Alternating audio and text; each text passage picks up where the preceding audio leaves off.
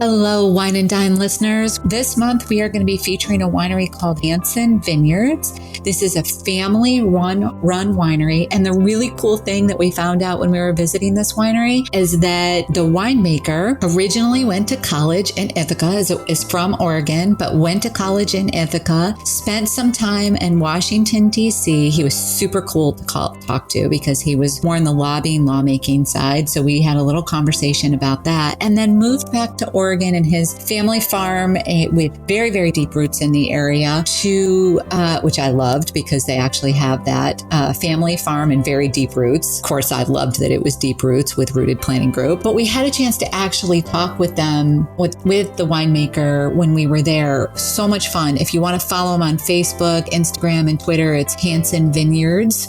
So you can follow them there. But one thing that I discovered when I was there was that his great-grandfather's winemaker's great-grandfather was originally from Norway and moved to Oregon in 1896, purchased the farm that was across the road from the winery.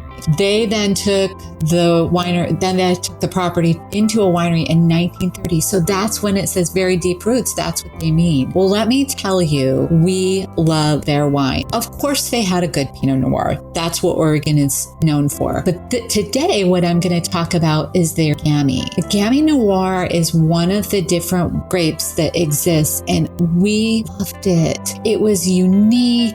It was dry. It was mouthful, flavorful, really savored the wine. So if you enjoy something different, go try the Gamay Red that they have. It's $26 per bottle. Good price point. Of course, if you're going to have it shipped, there's additional costs associated with it. But we really enjoyed their Gamay. They do have a club that you can join if you're interested. Not trying to sell this company, of course, but I do really think that if you're looking for something different, there's no cost to join, which I absolutely love. If you get out to Oregon, there's complimentary wine tasting for you and your guests. You get 15% off the first 12 bottles each year. And then if you go beyond that, you get 25% off. You also have access to new and limited wines. And they do have some invitations that you can get invited to. One is out in July. Maybe it changes different each year. And then they do invite you to vertical tastings. Now, of course, we won't be able to be there, but we did talk to Jason, the winemaker, and ask if there's any way we could virtually do that. So we're trying to figure out how to do that. If we learn more, we'll certainly let you all know. One thing that I loved that Jason said to us is whether you're a wine connoisseur or a novice, I should say, he's very open to questions. And he really, truly embodied that. So, he said no questions are a dumb question. And we can usually get pretty deep in the weeds if you want, which is what we loved about our conversation. So we'd love for you to hop out onto their website, explore them. We're going to post a link in the Facebook page. And if you do happen to buy anything from them and he wants to know how you found out about us, just drop our name, Amy and Brent Irvine, or Wine and Dime Podcast. Thanks, everyone. We hope you enjoy the rest of the show.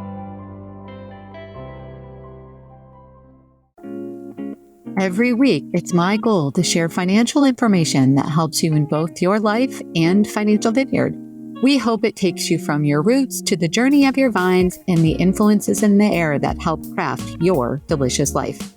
Like wine, life and finances have different palates that should be celebrated and not judged. Welcome to this edition of Wine and Dime with Amy Irvine and Kate Welker. Hey, Kate, how's it going today? Hi, Amy. It's going pretty well today. It's a nice Western New York day. It's a little dreary, but I'm looking forward to nicer weather coming the rest of the week. Well, we're actually recording at the end of June because I will be on vacation for about 10 days in the month of July. So we're queuing up to get things kind of pre-recorded. As I always like to start the podcast with asking if there's any particular wines that you've learned about recently and would like to share. I'll start by saying that I have this long list of mid-Willamette Valley wineries that I am looking forward to exploring. One of them, it's the name of it. It's called St. Innocent Winery. Oh, I do love that name.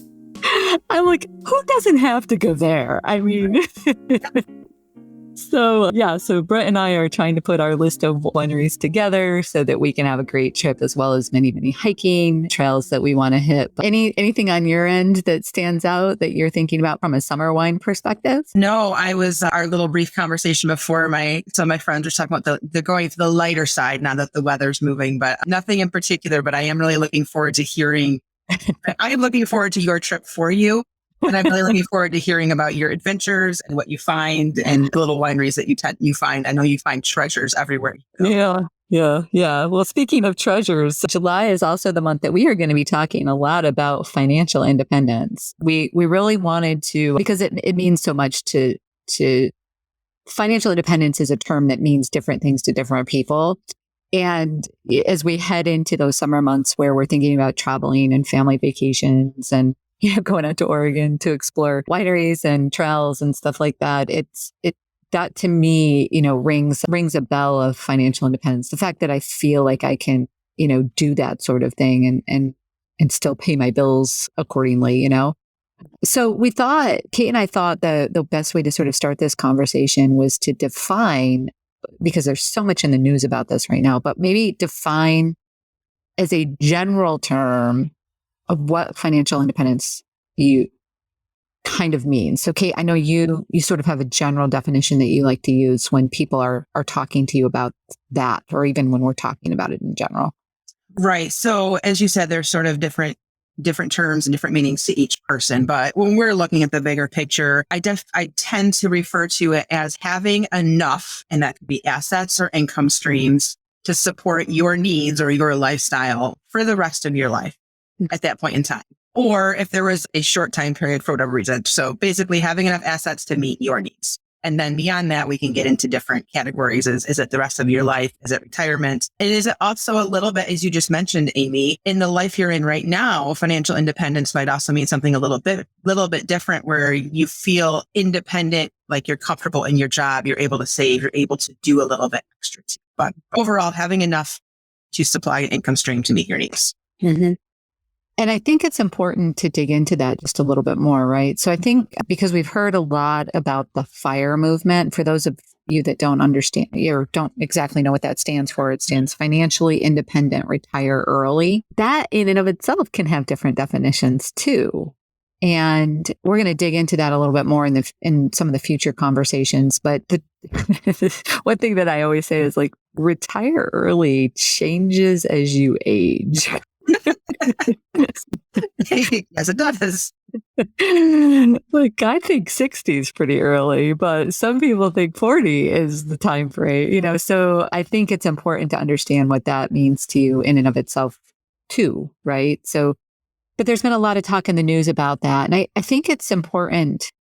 I think it's important to talk about the different stages of that. So thinking about financial independence for somebody who's in their 20s, if we were to have a conversation with them, what would be some of the things that you might, if they came to you and said, I would like financial independence, what would be some of the things that you would say to a 20-year-old? First, I would start off by asking if they are independently supporting themselves at this point in time.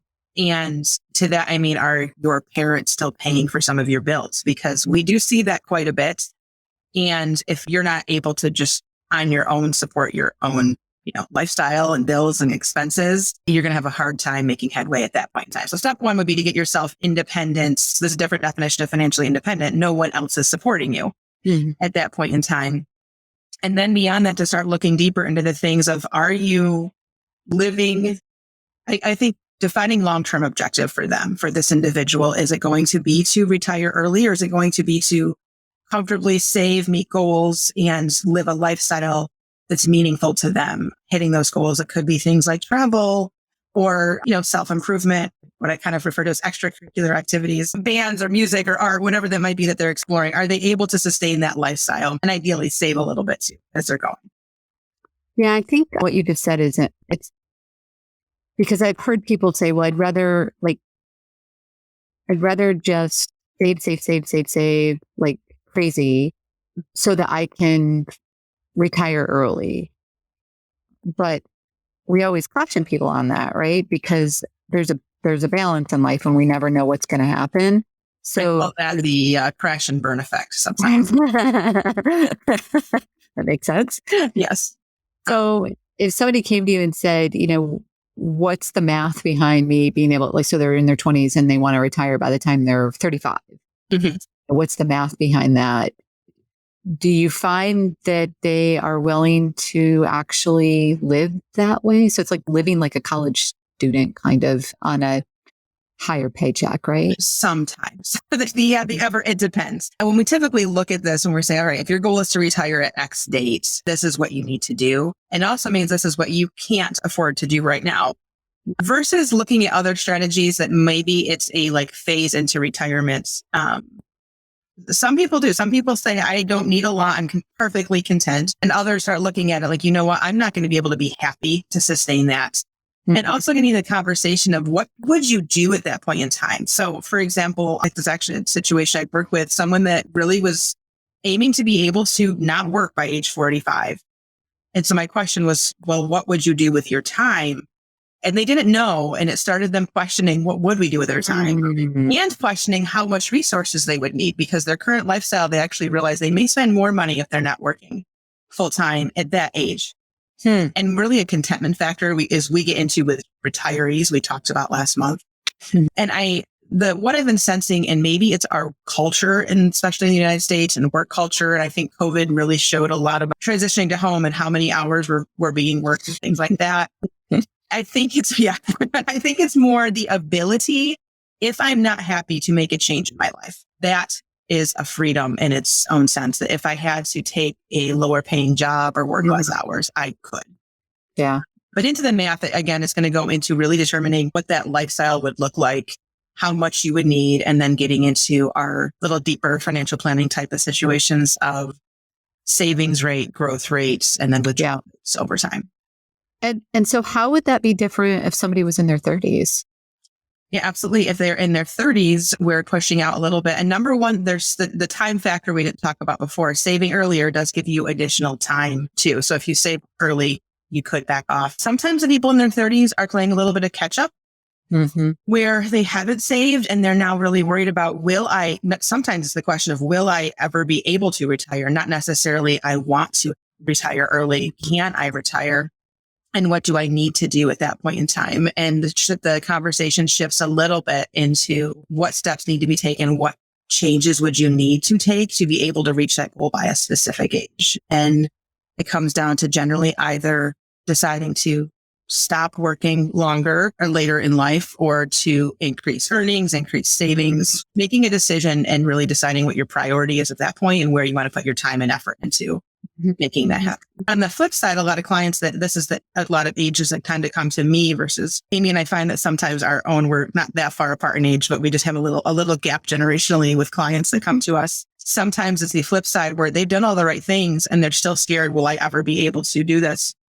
And we look at the numbers and we run the math, and they could, and we give them the surprising news that you actually could choose to retire and be, quote, financially independent at a much earlier age than you thought. And at that point, it gives them a little bit of relief to then start making those decisions of, okay, do I want to earlier? Do I want to work a little bit later? As you said, the longer you work, sometimes you find a different sense of contentment or what you really want to be doing with your life.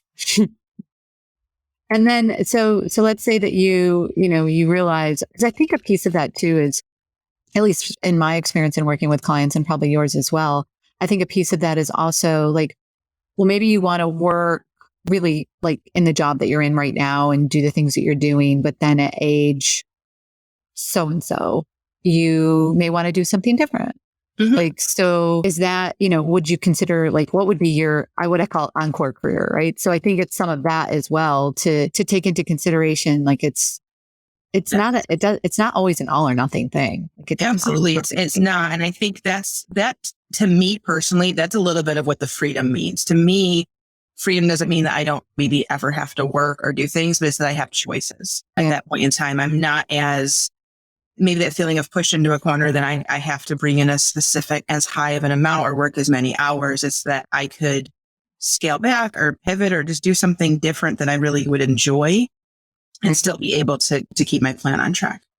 Well, the interesting thing about that, and I've always told this to you guys, right? That I've said, I love what I do. I don't have any intention of retiring like right now, but at some point in time, I'm going to want to pull back a little bit, right? There's going to be a point in time where I think the team is going to want to kind of take over running the company.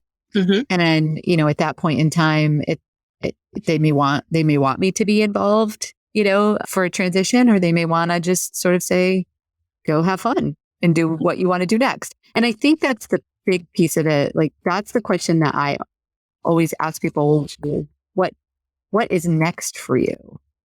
Like, I'm not saying you have to have like another job or even another career or anything like that. But I do think you have to have what are your hobbies? What do you want to do to bide your time? Because, most people don't want to just curl up on the porch and, sit in a rocking chair all day. So what do the next steps look like? And why, what would fill your days and your hours? And like you said, it might be a passion, it might be a nonprofit thing, or it could be a second career. Yeah. And a lot of people will say travel, like I'll travel more. And that's great. Like, I totally get that because I love that concept of it too. But there's also only so much travel that I can actually do. So what will I do when I'm not traveling is that other question. So that's kind of in your 30s. And I would say even into your 40s, it's the same sort of thing, except I think in your 40s, you start to transition to like, oh, wait, I'm kind of in the middle here. Like, I've had, almost, especially mid 40s, I've had 20 years into my career at this point in time. Well, what would be the next thing? And how do I, no, seriously, like, how do I start to truly think about retirement? And that's usually when that's last month's kind of conversation about competing goals. What are some of the things? I think it goes true to what you said before. Like, people are like, can I retire? When can I retire? Like, are you seeing any differences for people in their 40s at all? The one thing I would say I see different is, like you've mentioned, you've got a little more experience on you. You've had more time to think about life, and competing priorities are always something we're encountering with clients. But at this age, especially if they have children, we find that now maybe their mindset has shifted into what might you like to be doing with your time and money. And maybe you might have to pay for things like college. Right. Is something that comes up, and that can all of a sudden change your whole perspective on, what does it look like to, again, if we talk about retirement, retire early or later, do we want to support them through college? Do we want them to pay? And the question, I just had this again last week, was they were coming for some analysis. Now, we think we've done a lot of really good things, but we want to help with college, but not at our own detriment to like our retirement and our financial security was the word that they used. So those types of questions, I think also looking at, we see a lot of people debating housing situation. Am I content where I'm at? Is this the time in my life that I make those types of decisions about relocating? And also could be supporting a parent. That situation comes onto our classic sandwich generation. So I do feel in like mid 40s, especially mid to late 40s and the early 50s, these different type of competing priorities. And again, that mentality switching to really being ready to think about what are the next steps for me. And do I want to do that sooner, or am I really content with what I'm doing and do it later? And it might allow me to make some different changes to what's happening in my life right now. Then we get to people in their 50s. Now it's real for a lot of them. I will say that, having turned 50 this year. And I'll also back up and say that when Brent turned 50, which was a few years ago, there's a different level of interest in your finances. Yes. I also think it's a little more real when when we run projections with clients, which are these charts showing what your money might look like. I typically say, you still got a lot of life ahead of you. Time for things that happen. And at that point, I think numbers start to become very real as you're facing down needing to rely on the pool of assets or income stream, or just as things are changing in your life. Yeah. Yeah. I think too, then it becomes like, and like this market correction that we're in right now, things like that become, I think, more concerning to people at this stage of the game. I still think of them as very large buying opportunities, significantly large buying opportunities that it does, if you think about the typical cycle, like a recession is typically 12 to 18 months, a market correction average, these are average numbers, is down about it takes about 5 to 6 months for the actual decline. Mhm. Average decline is around 14.5%. So if you think about this particular market cycle, it's actually exceeded that a little bit. And timing wise, I'm not sure if it's going to be, I think it's going to be a little outside that 5 to 6 months range, but who knows what, I think when we start to hear earnings news, that will come out more. But then thinking about, you kind of plod along for a few months in the middle with the market sort of figuring out, is the economy stabilizing? Are the PE ratios, are the valuations cheap? Should they start buying? And then the average recovery is once it starts to recover, like say at the very trough of any pullback, is only 4 months. Mhm. So thinking about that time frame, if I'm, within a year of retirement, it gets scary to think, oh gosh, this market is down. Is it actually going to recover? And I've had a few people say, is it going to recover in my lifetime? And I've said, well, based on historical factors, yes, because the longest recovery really was the 2008 economic recession and market pullback. That took until 2011 to actually fully recover. But that's the outlier. Like that's not the normal. Right. So I think it becomes, more like financial independence becomes more dependent upon your savings than on your earnings at that point in time. Right. I think that Right. It does at that point in time. And at that point too, you start thinking a little bit more about maybe structuring too of how your assets are structured to give you security if the market lines or some cash, you don't have to access those assets. And I think your word before, it is scary. Even in a normal market, it's still scary for people to start to have to actually draw on assets, and more so when we're dealing with an environment like we are today. Yeah. And then I think, moving into what I affectionately call the go-go years of retirement. So for those that haven't heard this from me before, which probably most people have, if they've listened to this for a while, the go-go years are the early years of retirement. And then the middle years of retirement are what I call the slow go years. And then the later years of retirement are what I call the no-go years. So the go-go years are like, hey, I'm free. I'm going to do what I want to do. And I'm going to be very active. I'm probably going to travel more. I'm probably going to, experience more. I don't have any constraints. If I do, they're self-imposed, that sort of thing. Thinking about those years and the financial independence changes, because then it is dependent upon mostly your assets, not so much your income stream, or what are your assets generating for you in income, and the longevity of those assets. That's the change of it, right? So it's financial independence as, do I have enough given certain market conditions, given disabilities that could happen, given care needs, and could be mental care needs or physical care needs or my partner's care needs, like all of those things that sort of changes. And that's like in any of those age ranges that we just talked about, I think it's important to think about what are some of the things that people can do to explore what it means to them to become financially independent. Yeah, I think you need to spend a little bit of time thinking about really what does that definition mean to you? Because as we mentioned before, it's very different, really based on your perspective. It could mean, again, that fire mentality that I'm going to live off very little and save a lot and not have to work later. It could mean just being able to support yourself. There's some different terms there. So spending a little bit of time thinking about, to you, what does it mean? What do you want your lifestyle to look like now? Is it important to you to be able to retire early, or is it important to you to be able to just have choices at some point? Or are you content to maybe work a little bit longer if you have the ability now to do the things you love? So having maybe a date with yourself to think through those ideas and really what that means to you and what's most important to you. Yeah. And I love that what you just said, Kate, because that's me. Like I would rather, and I'm not saying everybody else should be that way. I'm just saying like, that's me. I'd rather work a little bit longer and do some exploration right now than wait.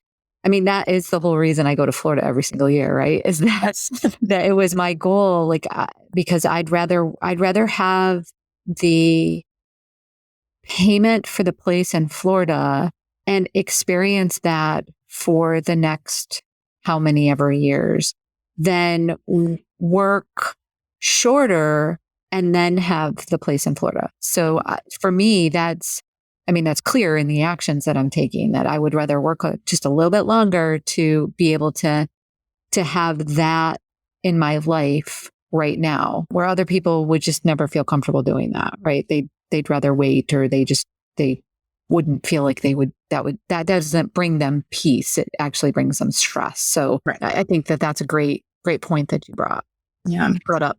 Are there okay, so this is sort of totally self-promoting, and I know that, but it's true too. Like, I'm going to say, is there anything that you would recommend if people were trying to help, open their minds and explore financial independence? Yes, totally self-promoting, but seek out a financial planner. It's someone that does what we like to call maybe more the comprehensive, holistic overview of your plan to bring all the pieces together and really help you understand, walking through, like, what are those living expenses going to look like? What's the kind of lifestyle you want to be able to support? What do you have now? And then run those calculations that take into account savings rates and growth factors and time value of money, withdrawal rates, all those fun, nerdy words we can get into, but putting it together for you in a meaningful and visual way to understand where you're at. Maybe you're farther ahead than you ever thought you were, which we do find sometimes, or maybe you're a little behind, but it gives you some more concrete numbers and specific strategies that you can go after. Mm-hmm. So I think, if people are listening to this podcast, number one, one tip they can take away is to sit down and, I'm a big journaler, right? So I think explore, what does financial independence mean to you? And then secondly, maybe ask, why would you seek financial guidance from a financial planner to help you seek your financial independence? And then I think maybe a third tip that I would just like to sort of have people consider is being open to alternative strategies. Mm-hmm. So even if what does financial independence mean to you? How can a financial planner help you get there?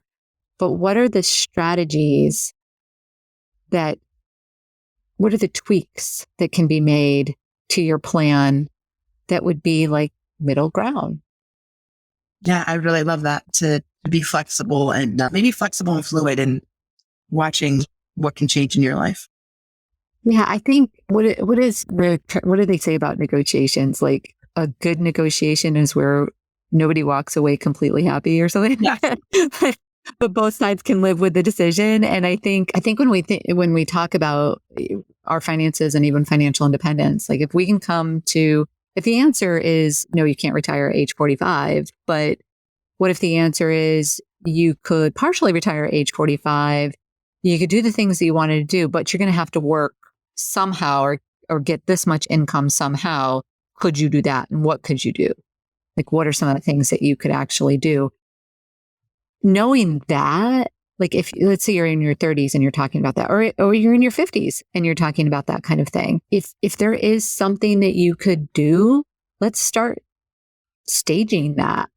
Like, don't wait until that magic age that you've picked. Let's start staging it. Let's start getting some education around that particular item, or start doing something that will lead you to that path that you said, what will you do? Mm-hmm. I love that. Yeah. The hardest step is the first step every time. So a baby step in the right direction will, hopefully give you momentum to get towards that goal. Well, I think we've probably talked, everybody's ear has been talked off at this point in time about the definition and some ideas around financial independence. Any other tips or ideas or suggestions that you would give to the listeners, Kate? I just think the walkaway would be, like you said, spending some time maybe with your journal, thinking about, what does that look like to you? Maybe it's big picture, maybe it's specific dollar numbers, depending on how your brain works, and reaching out to take that first step to action. Yeah. Well, we hope you've enjoyed this podcast. As always, we hope that you can share it with friends and you are able to go out on iTunes and rate us and like us. And like I said, share it. We're also available on Twitter, LinkedIn, Instagram, Facebook. If you have any questions or topics that you'd love to hear about, feel free to drop us a line, either asking for a friend or in the in the podcast chat feature that exists. We'd love to hear what you want to hear about. That's why we do these podcasts. So certainly feel free to let us know what's of interest to you. Thank you, everyone, for listening, and we hope you have a great day. And that will about do it for today's episode of Wine and Dime. You can contact Amy through the website, www.rootedpg.com, or amy@rootedpg.com. You can also follow us on Facebook and Instagram @rootedpg for the latest news. And if you have any questions, comments, or topics you would like to hear about, feel free to let us know. And don't forget to rate and subscribe the show wherever you get your podcasts. And again, thank you for listening, and be sure to tune in next time.